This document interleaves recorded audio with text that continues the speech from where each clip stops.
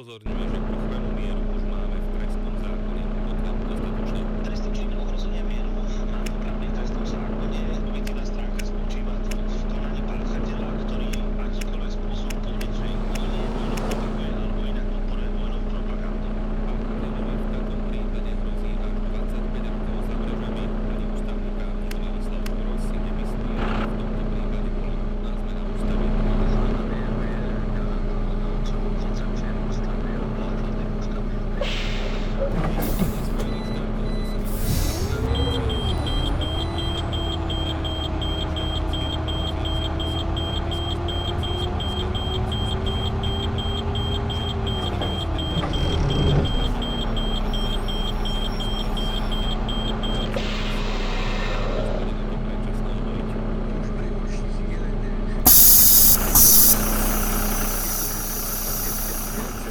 Dobrý den, přestupní lístek na peněženku, prosím. Dobrý den, celodenní jízdenku. Budu platit kartou. Dobrý den, jeden nepřestupní, prosím.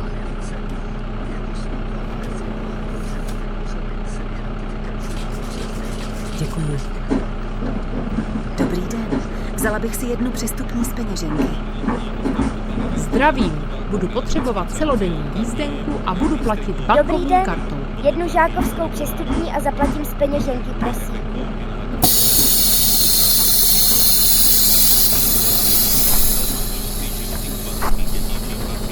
Označili sankcie USA dvaja americkí demokratickí kongresmeni, ktorí v pondelok v Havane rokovali s tamojším prezidentom Miguelom Díazom Canelom. Ten zopakoval, že jeho vláda je pre seriózny dialóg s Washingtonom. Pred týždňom Washington povolil z humanitárnych dôvodov priplávanie prvého ropného tankera za 3 mesiace. Ruské plavidlo priviezlo zhruba 730 000 barelov ropy, čo krajine vystačí na necelé 2 týždne. Semifinále play-off našej najvyššej hokejovej Dobrý, súťaže medzi chtěla bych lístek na přestup a zaplatit kartou, prosím. vyrovnaného stavu v sérii 1-1. Dianie na ľade po Tatrani sleduje Joachim Benedikt Čulík. Dobrý den, jednou přestupní jízdenku a platím z peněženky, prosím.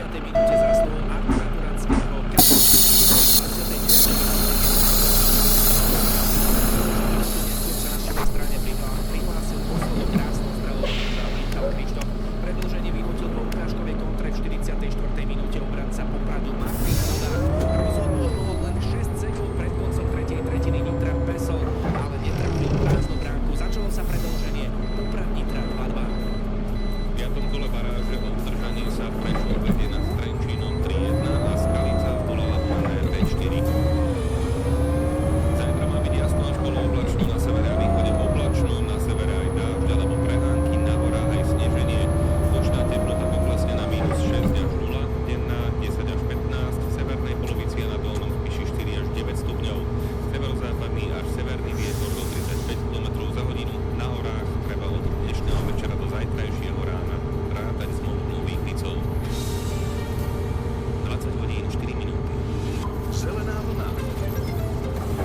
Na pracovisko cestárov aj radára počúvate dopravné správy. V kolóne ešte stojíte po žoberku smerom na Oboru, aktuálne 10 až 15 minút. V Senici pri odbočke na Vinohrady budú nový kruhový objazd, premávka je riadená semaformi. Nahlásiť aj policajný radar a rýchlosť merajú na diaľnici D1 pri Senici smerom na Bratislavu. Na našu bezplatnú linku môžete kedykoľvek tak bezpečne plynu. Zelená vlna 0800 900 800. Dobrý večer, Slovensko. Dobrý večer, Slovensko. Nový stavebný zákon mal priniesť zmeny, ktoré by mali stimuli a zjednodučiť vybavovanie na úradoch. Ako sa to prejavilo po roku, dozviete sa v kontaktoch. Rádio Slovensko. Kontakty. Dobrý večer, pozdravuje vás Petra Strižková. Takto pred rokom v apríli vstúpil do platnosti nový stavebný zákon. Čakali sme na neho 10 ročia, volali po ňom stavebníci, projektanti, úradníci, ale najmä investori. Patrili sme totiž ku krajinám s neprimerane dlhým stavebným povoľovaním. Veľké stavby sa bežne schvaľovali rok. Dobrý den, jednu bez přestupu a kartou, prosím. Všetko sa s novým stavebným zákonom malo zmeniť.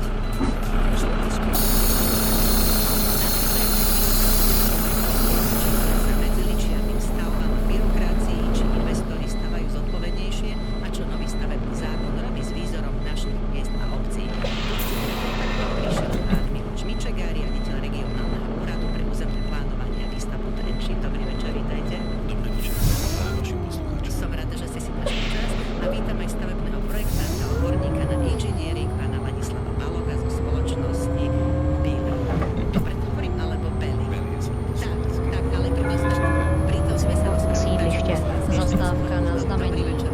Příští zastávka z cesty Rousínov. Zastávka na znamení 1. apríl 2025. Vôbec nevplyvne. Pred tým rokom, po 10 ročiach sa Slovensko smohlo na nový stavebný zákon. Tešili ste sa na tento prelomový dátum, pán Balogh? Určite by som bol pri očakávaní zjednotenia novej metodiky naprieč celým Slovenskom. Miestami sa to podalo, miesta nie, ale je to veľmi mladé dieťa, ktoré ešte potrebuje vychovať a preto na ňom pracujeme a vlastne posúvame ten zákon. Áno, ale teda ste v takom teda optimistickom nastavení, alebo ste v takom z cesty Rousínov. Zastávka na znamení Příští zastávka Svor Odočka. Zastávka na znamení nejaké vtipy a stavebný zákon.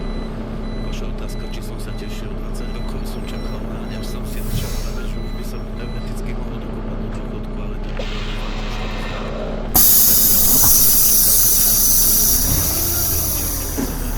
Dobrý den, jeden přestupní lístek, prosím. Zákon sa prezentoval ako reformný, zásadný, prelomový, je naozaj taký, priniesol teda novú kvalitu do stavebnej praxe. Už je to cítiť i napriek tomu, že to je stále mladé dieťa.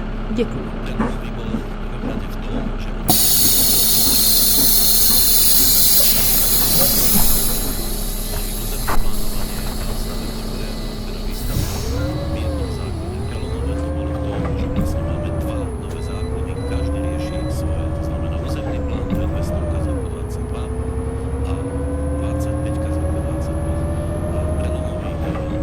vždy, tak ako povedal kolega, niečo nové, nenáša za sebou prvky, na ktoré nie sú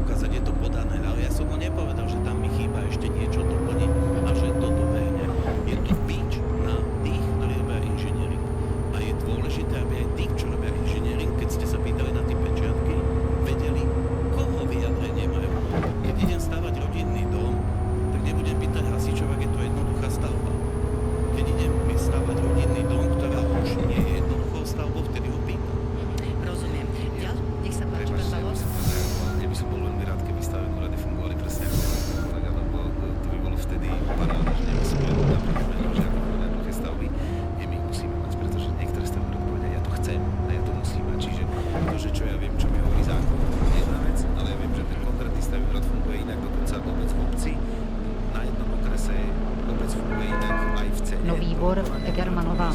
Zastávka na znamení. Příští zastávka Nový Bor autobusové nádraží. Niektorí pápež spiešia ako pápež, a som to správne Určite, Ako je to možné? ale tu vstúpiť do toho, no práve tá elektronizácia toto umožní, pretože ja, keď dám a viac nekomunikujem ústne, hej, osobne s tým obchodníkom, len elektronicky, a ak ma on vyzve na doplnenie, ako povedal kolega, napríklad stanoviska, ktoré nie som zo zákonom povinný doplniť, tak ide sám počítať, že mi to odpovedí ústne a akceptujú to tí, čo robia inžinieri. Necháme už tieto technikálie, len pochopili sme sa.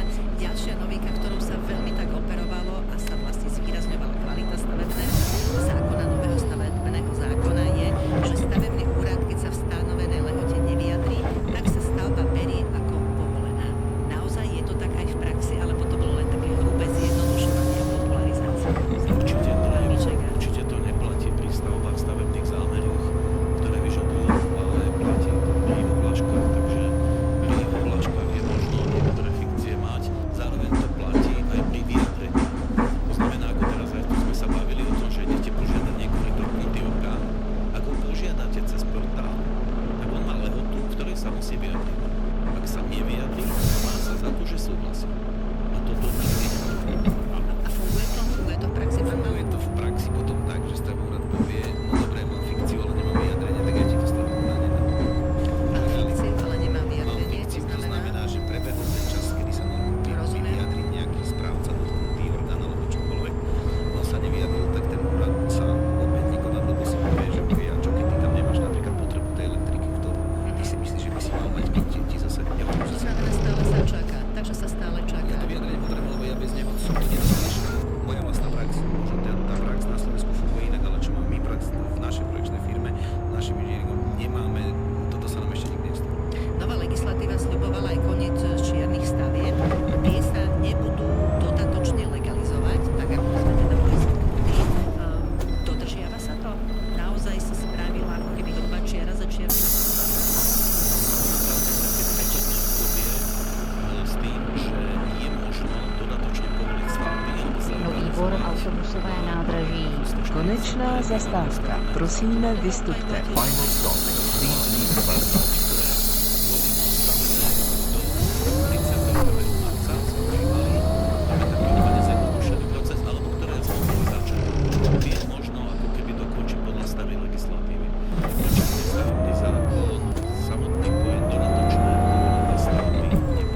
Je to dobrá cesta, ako sa vysporiadaš s čiernymi stavbami? Určite za nás v praxi s tým súhlasí. Skvelá správa je to, že vlastne našli sme konečne legálny proces na to, ako efektívne zlegalizovať tie stavby, ktoré boli na čierno, tie všetky chlievy a vlastne prístrežky, altanky a tak ďalej. Je to super proces. Funguje to do roku 29, má to svoje technikálie, sa to vyjadriť, je to náročné, že je to super. A nesnažia sa byť ľudia, alebo sú to investori, nejakí špekulanti, lebo hovorí sa, že človek si poradí a nájde si svoje cestičky, paragraf je veľmi kľúkaný, takže vedia si nájsť si svoje cestičky, už také niečo sledujú vaši ľudia na úradoch. Poviem tak, že ak niekto postavil alebo začal stavať niekde na prelomu toho Marsa, tak tam to ťažko dokážete, hej. Jednoducho je to na dokazovaní. A tu, jak kolega spomenul, tie staré stavby, chlievičky a tak ďalej, tam je evidentne, veď sme stavební technici, prídeme ku stavbe, vieme zhodnotiť, či stavba je postavená pred týždňom, pred mesiacom. Dokonca si myslím, že aj to už dokážeme, ale keď je niečo postavené, tak... Ale tá snaha tam je tých ľudí určite. Začali stavať vlastne toho 25. ale... Tu poviem takú jednu súľku pre vašich poslucháčov aj. Ľudia často Příští opomínajú, zastávka. oni majú aj legálne postavené Sídliště. stavby, Zastávka na znamení. ale nedotiahli ich proces zapísania do katastra. Áno. Majú vydané kolaudačné alebo povolenú tú stavbu na ohlášku, povedzme, ešte niekto dostáva aj súpisné, ale stavbu nemá v katastri. A časom sa stane... Že na to kašľú, alebo nemajú na to silu, rôzne dôvody. Oni to pokladali kolaudáciu ako... Že mám to vybavené. Koniec. Ale Misia splnená, bolo to stane sa náročné. potom po x rokoch, povedzme v dedickom konaní, že